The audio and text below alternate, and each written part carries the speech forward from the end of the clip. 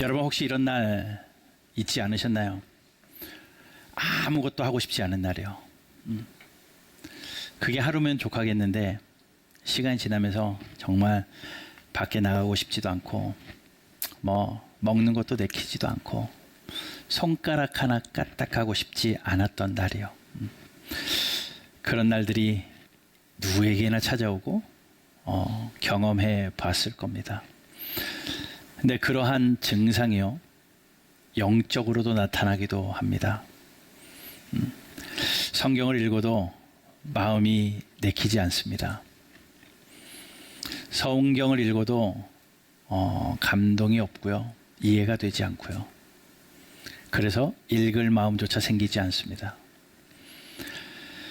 기도를 해도요, 또 여전히 예배를 드리는데도 뭔가 내 마음이 일어나지 않아요.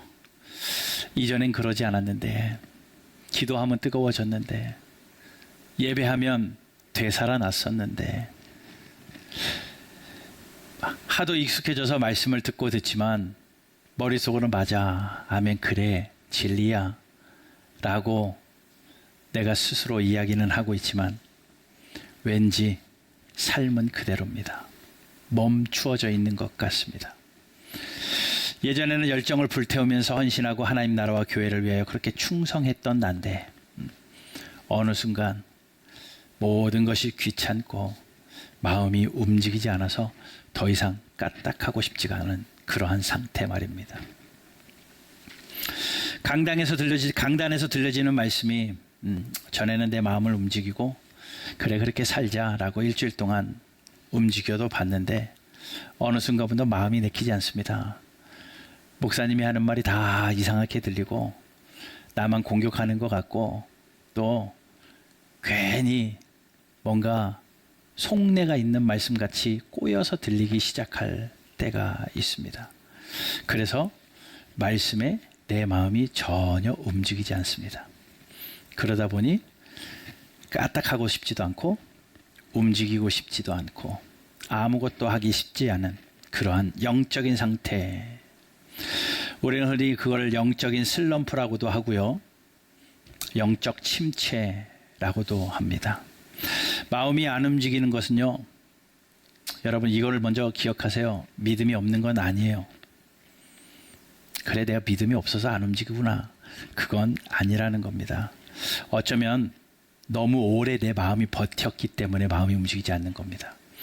어쩌면 내 마음이 너무 아무 일 없는 척, 괜찮은 척, 잘 지내는 척 하다가 그 시간이 길어져다 보니 내 마음이 멈추어 버렸기 때문에 그렇습니다. 학계 1장에 나온 주인공들이 딱 그랬습니다. 마음이 움직이지 않았습니다. 마음이 움직이지 않으니까 어떻게 해요? 몸이 안 움직여요. 몸이 안 움직이니까 일을 안 해요. 마음이 움직이지 않아 버리니까 멈추어 버리더라는 겁니다. 오늘 문제를 좀 생각하기 전에 1장의 배경을 좀 잠깐 생각할 필요가 있는데, 이스라엘 백성이요, 북왕국하고 남왕국으로 나눠지는 것 아시죠? 북왕국 이스라엘은요, BC 722년에 아수르로 의해서 멸망해 버립니다. 사마리아를 중심으로 있었던 그 백성이 완전히 망해져 버려서 이스라엘 백성들이 혼혈 민족이 돼 버려요. 그러니 사마리아 사람들은요, 더 이상 정통 유대인이라고 보라기보다는 하나님을 섬기는 사람들이긴 하지만 그냥 그 아수르인들과 다 혼혈이 되어져 버려가지고 정통성을 약간 잃어버린 사람들. 그러니 남쪽 사람들은요, 그 사람들을 굉장히 경멸시 여겼습니다. 저들은 우리의 동족이기는 하지만 혼혈 민족이 되었기 때문에 우리의 정통 유대인은 아니야 라고 사마리아인들을 배척했습니다. 그 시대입니다. 남쪽의 유다는요, BC 586년도에 바벨론으로 인해서 멸망당합니다. 바벨론이요, 아수르를 장악하고요, 힘을 강하게 키워가지고 그들이 남쪽으로 쳐들어와서 남쪽 수도였던 예루살렘 성을 함락시켜버리고 그들을 멸망시키는데, 이 남쪽 유다는 북쪽과는 상황이 좀 다른 것은 북쪽은 완전히 멸망했다면 남쪽은요, 포로로 잡아갑니다. 그때 잡혀갔던 사람이 다니엘과 새 친구 같은 사람들이죠. 그 포로로 바벨론으로 잡혀갑니다. 몇 년이요? 70년. 70년 동안 바벨론 생활을 합니다. 하나님은 그때도 계속 일하시죠. 너희가 회개하고 주께 돌아오면 내가 너희를 너희들의 고국 땅으로 돌려보내리라. 하나님은 계속 말씀하셨습니다. 그때 일했던 선지자들이 많이 있죠. 자, 그러다가 이제 열광들의 변화가 일어나기 시작해요. 바벨론이 점점 강성해졌는데 어느 순간 바사 왕국, 페르시아라고 하죠. 바사가 극렬하게 강함을 드러내다가 바벨론을 함락시킵니다. 그러면서 세워진 왕이 고레스라는 왕이 칙령을 내립니다. 뭐라고요? 딱 보니까 이스라엘 민족들이 있는 거예요. 물론 하나님의 성경을 읽어보면, 에스라의 말씀을 쭉 읽어보면 하나님이 그들의 마음에 감동을, 그 왕의 마음에 감동을 주셔가지고 조서를 쓰게 만드시거든요. 어떤 조서를 쓰냐면요, 너희들 너희 나라로 돌아가서 너희들이 그토록 바라던 성전을 다시 재건축해 라고 기회를 줍니다. 얼마나 바라고 원하던 거예요. 내 땅으로 돌아갈 수 있다라는 겁니다. 그리고 거기서 너무나도 걱정됐는데 그 성전이, 우리의 중심이었던 그 성전이 그냥 바람에 무너지고 불타 없어지고 했는데 가서 다시 그것을 살릴 수 있다라는 것 때문에 그들의 마음이 뜨겁게 타올랐어요. 그래서 갈 사람들 모여라, 자유롭게 모아서 이제 성전 건축을 하러 가는데, 그때 간 사람들이 몇 명이냐? 5만 명입니다. 5만 명이 많은 숫자 같지만요, 전체 수백만이 되는 이스라엘 민족들에 비하면 굉장히 극소수, 몇 프로 되지 않는 극소수 사람들이었습니다. 그러니 대부분의 사람들은 어떤 생각을 가지고 있으면, 야, 70년 살아보니까 여기 살만해. 나는 그냥 적당히 여기에 있을란다. 너희들이나 가라. 가서 잘 되거나 나나 불러줘라. 이런 마음으로 대부분의 90% 이상의 사람들은 주저앉았습니다. 포기했습니다. 그런데 5만 명의 사람들, 마음이 뜨거워진 사람들, 그래 내가 다시 힘든 일이 있어도 내 곡으로 돌아가서 내 성전을 건축하리라 한 그 사람들이 여호수아와 스룹바벨을 중심으로 해서 예루살렘으로 갑니다. 거기서요, 그들이 열심히 성전을 건축하기 시작해요. 재건합니다. 2년 동안요, 기초를 놓습니다. 리모델링을 다시 하는 거예요. 2년 동안 기초를 놓는데, 성경을 읽어보면요, 얼마나 즐겁고 얼마나 행복했는지.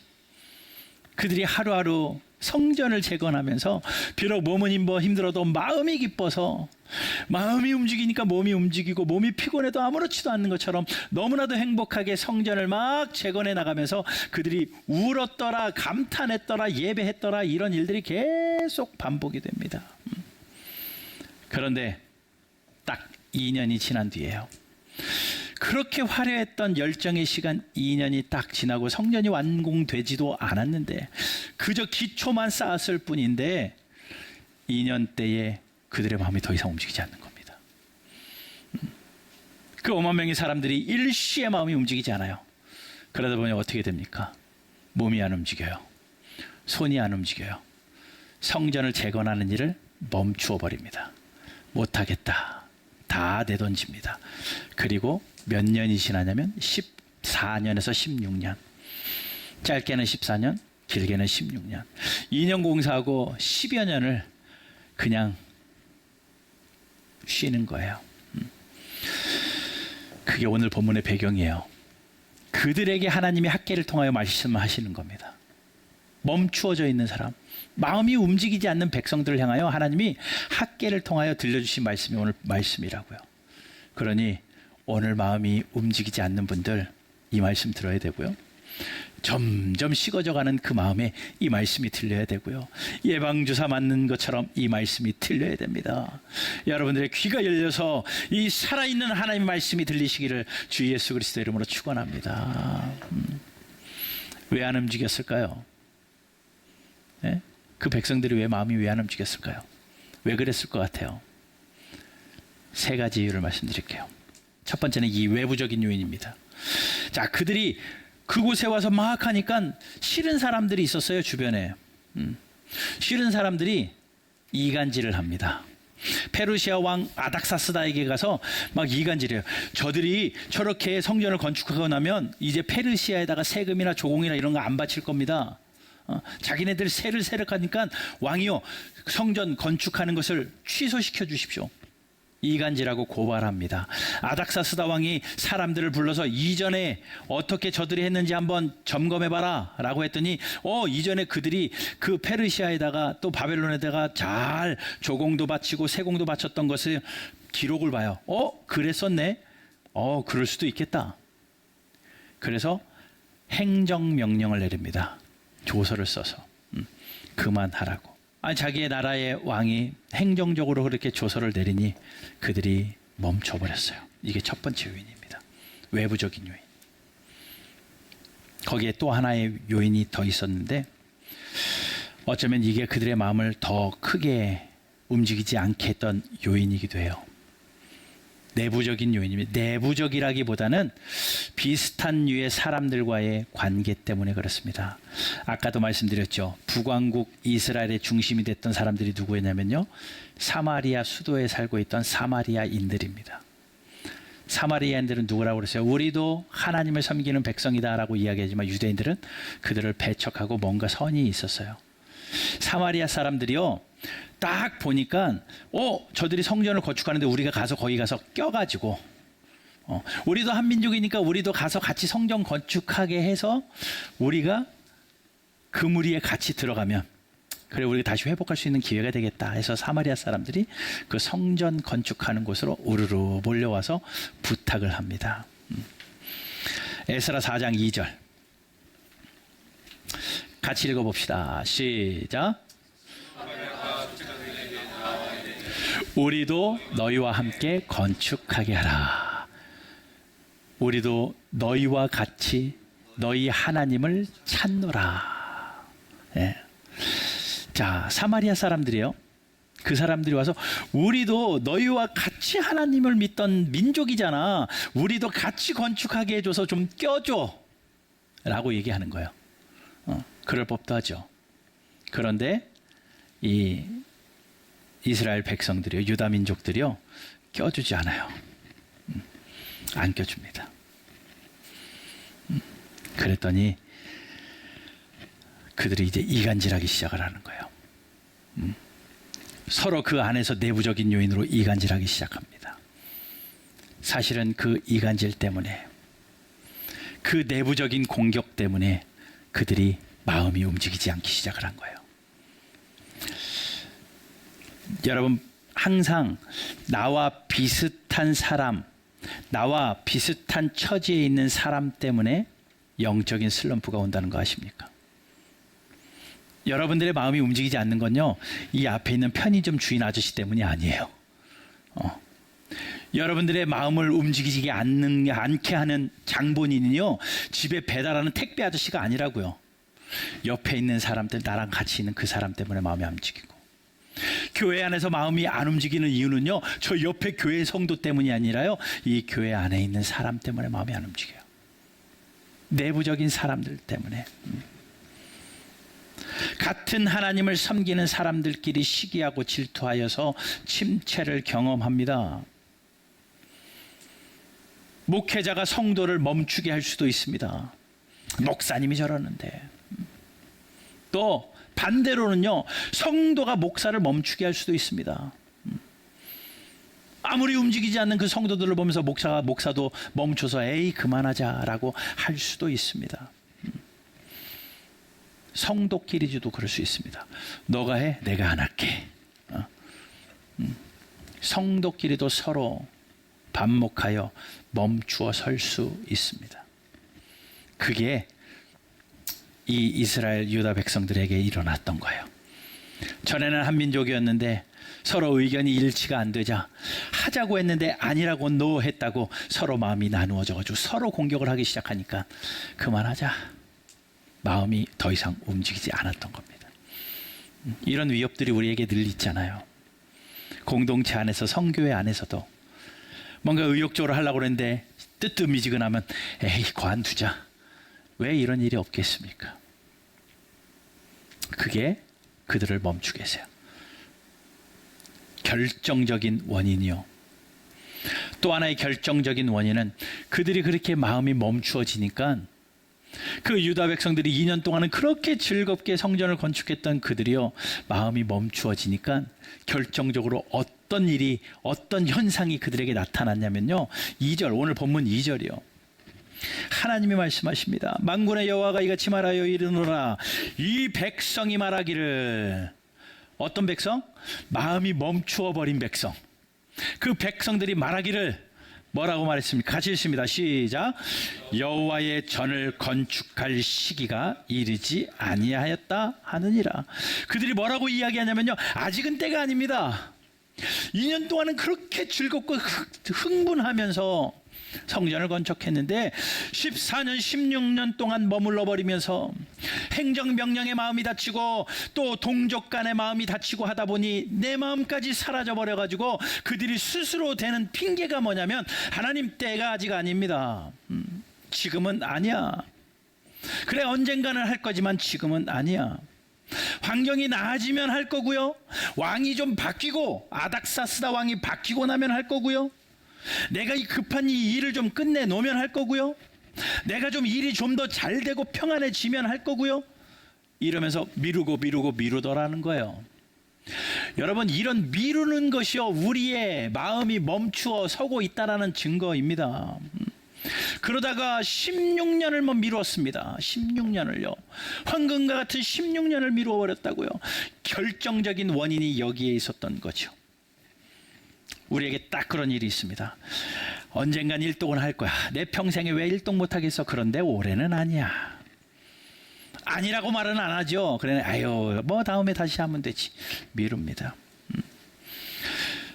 그래, 전도해야 되는 것 알고 내 평생에 한 명은 전도해야지. 그러나 올해는 아직 아니야. 제 코가 석자야. 내 마음이 안 죽여서 올해는 때가 아니야. 미룹니다. 그래, 교회도 세워야 되고 헌신도 해야 되겠지만 지금 내일이 너무 바빠. 지금은 아니야. 물 들어올 때 노저우라고 그랬는데 내가 이 일 열심히 감당하고 내가 세상 일이고 하면서 내가 좀 잘 돼야지 교회도 잘 섬길 수 있으니까 지금은 때가 아니야 라고 미루는 겁니다. 헌신하자고 하면 아직 마음의 여유가 없어서 때가 아닙니다. 하나님의 무언가 드리는 것도, 하나님, 지금은 내가 때가 아닙니다. 좀 더 벌면요, 좀 더 안정되면요, 그러면서 십수년을 미뤄 오신 분들이 여러분들입니다. 십수년을 미뤄왔습니다. 여러분, 변하려면요, 지금 하셔야 됩니다. 미뤄서는 절대 변하지 않습니다. 순종하시려면요, 오늘 하셔야 됩니다. 가장 중요한 부분을 놓치고 나의 삶의 짐만 짓고 있다가 모든 것이 중단돼 버리면요, 미루다가 우리의 마음이 더 이상 움직이지 않아요. 그러면 영적인 큰 슬럼프입니다. 침체입니다. 이스라엘 백성들이 유다 백성들이 딱 그걸 경험한 거죠. 우리의 상태가 그러해요. 그런데 하나님께서는요, 하나님의 사람들을 그 아들 독생자 예수 그리스도를 주시면서 사셨기 때문에 그냥 내버려 두실까요? 심장이 멈추어 가고 있으면 심폐소생술을 하셔서 살려내야죠. 심정지가 되었어도 어떻게 해서든 살려내기 위해서 심폐소생술을 해서 살려내야죠. 예, 하나님께서 그렇게 멈추어져 버렸고 십수년 동안 멈추어가는 그 백성들을 향하여 하나님 그냥 내버려 두실 수 없어서 심폐소생술을 하시기 시작합니다. 그게 오늘 본문이에요. 하나님이 4가지 특약 처방을 하십니다. 4가지를 주셔요. 첫 번째, 하나님이 그들의 양심을 터치하십니다. 양심을 찔러요. 그들의 양심을 찌르게. 그게 오늘 본문입니다. 4절 말씀 보세요. 3절부터 제가 읽어봅니다. 여호와의 말씀이 선지자 학개에게 임하여 이르시되, 하나님의 말씀입니다. 이 성전이 황폐하였거늘 너희가 이때 완벽한 집에 거주하는 것이 옳으냐? 무슨 이야기예요?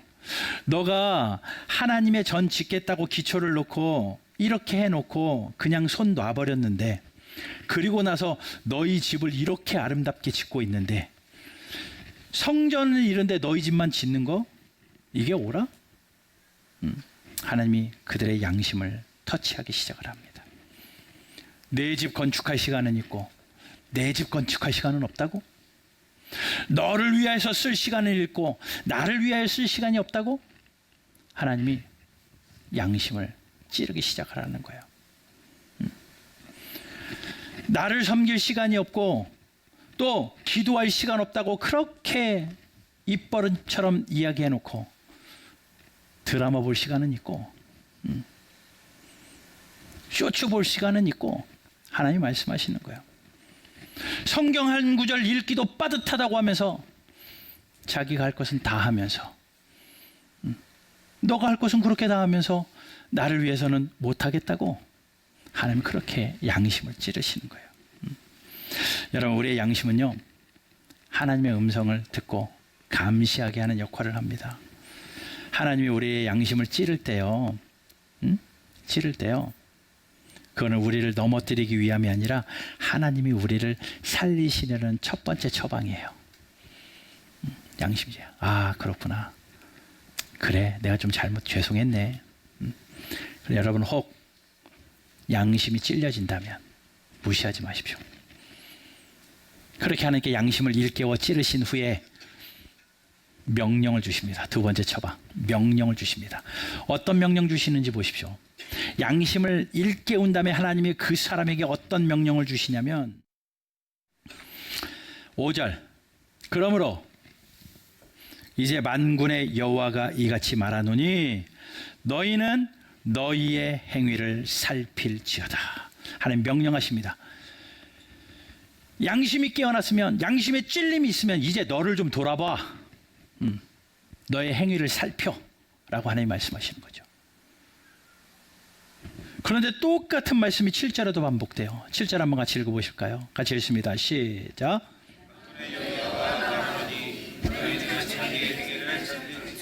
너희는 너희의 행위를 살필지어다. 내가 하고 있는 모습을 하던 일 잠시 멈추고, 나를 위하여 살던 순간 잠시 멈추고 하나님 앞에 멈추어 놓고 찔린 양심을 부여잡고 한번 생각해 보라는 거예요.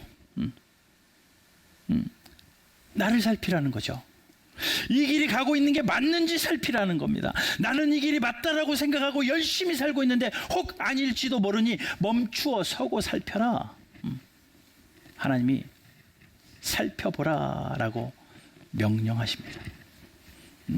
자신을 살피라고 명령하신 하나님이요, 거기에 더해서 한 가지를 더 주셔요. 또 하나의 처방입니다. 이거는 없었으면 좋겠지만 하나님 편에서는 이게 꼭 필요했나 봐요. 어려움이라는 처방전을 써주십니다. 양심을 깨우고 자신을 돌봐라 라고 하면 그냥 되어질 것 같은데 하나님이 어려움을 주시기 시작을 해요. 6절, 너희가 많이 뿌릴지라도 수확이 적을 것일걸. 내가 씨를 많이 뿌렸으니까 이만큼 뿌린 대로 거두고 심은 대로 거두는 게 원리인데 많이 뿌렸는데 거둬보니 적어요. 이게 아닌데 이런 걸 경험하게 될 거다. 먹어도 배부르지도 않을 것이다. 마실지라도 흡족하지 못하며 입어도 따뜻하지 못하며 일꾼이 삭슬 받아도 그것을 구멍 뚫어진 전대에 넘같이 됩니다. 아무리 벌어서 모아놔도 밑빠진 독이라. 나는 아닌 것 같은데 아무리 수고하고 애쓰고 땀을 흘려 이렇게 모아놔도 전대가 구멍 뚫린 것처럼 술술 빠져나가더라. 그러니 아무것도 남는 게 없는 거예요. 그런 어려움을 겪을 거라는 거죠. 또 보십시오. 9절, 너희가 많은 것을 바랐으나 도리어 적었고, 내가 기대하고 많은 것을 누리려고 원했는데 보니 너무 적어요. 너희가 그것을 집으로 가져갔으나 내가 불어버렸다. 내 거야 움켜쥐고 집에다가 쌓아놓았는데 만군의 하나님이 후 불어버리셔가지고 다 사라지게 만들어버렸다. 이 어려움을 하나님이 주시더라는 겁니다. 그런데 그렇게만 하지 아니하시고요, 하나님이 마지막, 여기 별표거든요, 마지막 방법을 주시는데 살아나는 마지막 심폐소생술의 방법을 주십니다. 열심히 살아나다가 이제 숨이 돌아오면 하나님이 이제 힘을 주시기 위해 마지막 방법을 주시는데 그게 8절입니다. 8절. 너희는 산에 올라가서 나무를 가져다가 성전을 건축하라. 다시 성전을 건축하라는 거예요. 마음이 멈춰져서 손이 움직이지 않았던 그 십수년의 시간을 뒤로하고 양심이 찔리거들랑 자신을 돌아보고 어렵다고 투덜거리지 말고 정신을 차려서 오늘 당장 산으로 올라가서 나무를 해다가 성전을 건축하라 라고 말해요. 여러분, 성전 건축하는데 뭐가 제일 필요할 것 같아요?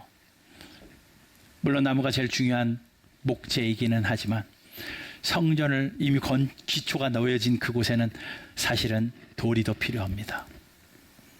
대리석이 더 필요합니다.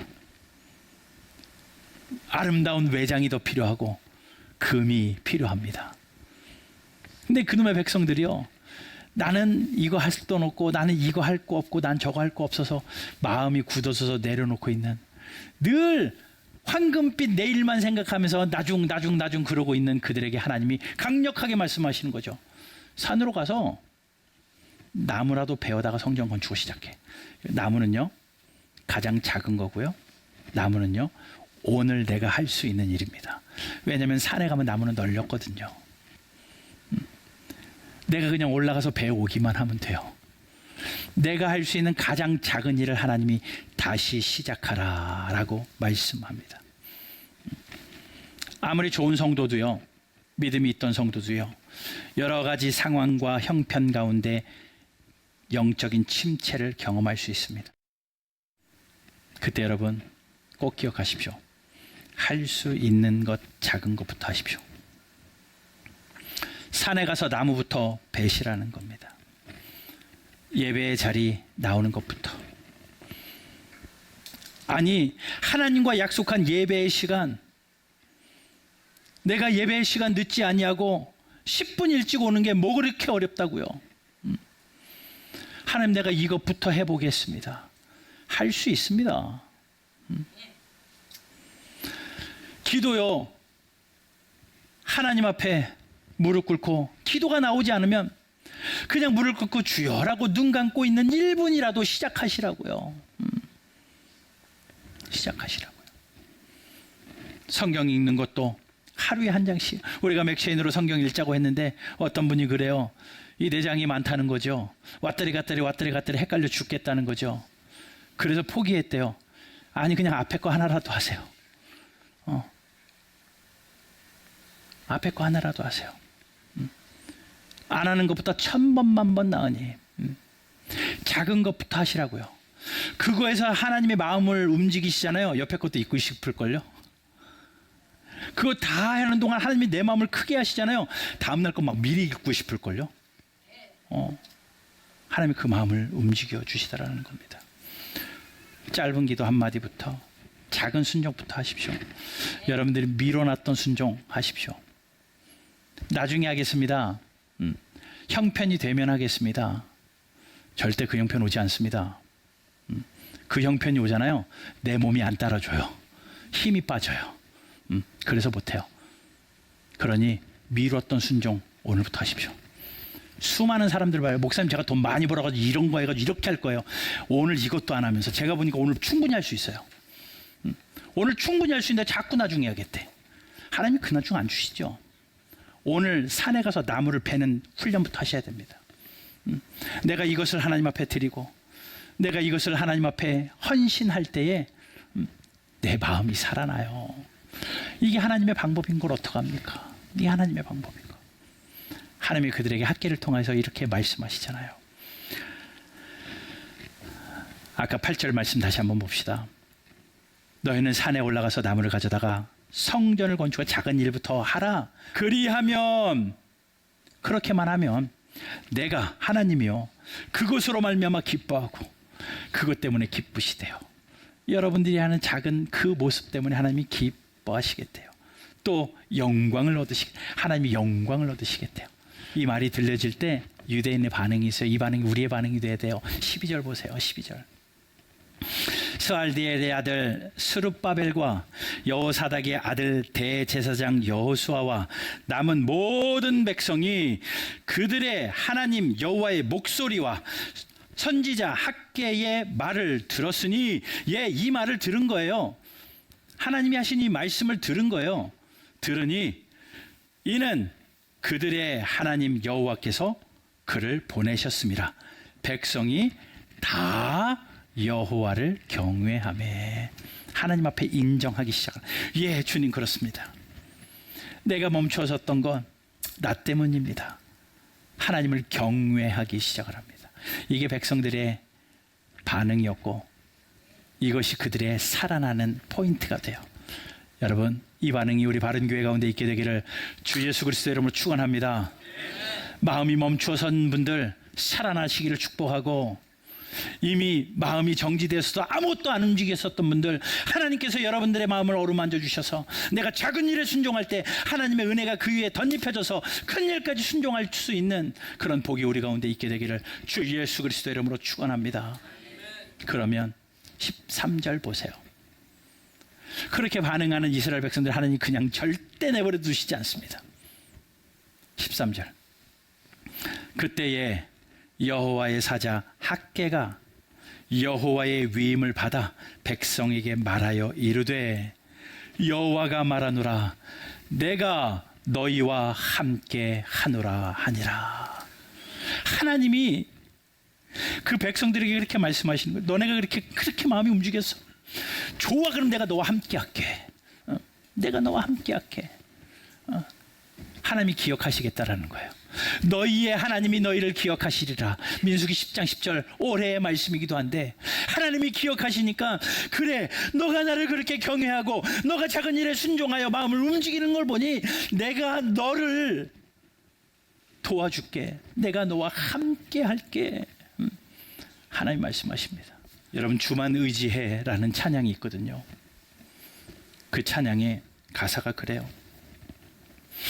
주어진 내 삶이 작게만 보여도, 이게 문제거든요. 내 삶이 너무나도 어려워요. 내 삶이 너무 힘들어요. 내 삶이 너무 작아요.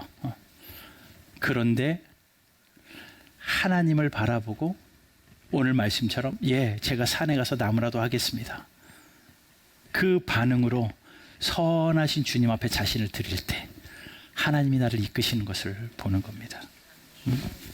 하나님 우리의 중심을 보시기 때문에 우리를 이끌고 가십니다. 날 선택하신 하나님이 그냥 내버려 두시지 않을 거고요. 우리를 기억하실 겁니다. 그러니 내 삶에 보이는 상황이 무너지지 말고, 멈추어진 내 마음 이대로 두지 말고 하나님 앞에서 다시 살아나는 저와 여러분들 되시기를 주 예수 그리스도 이름으로 축원합니다.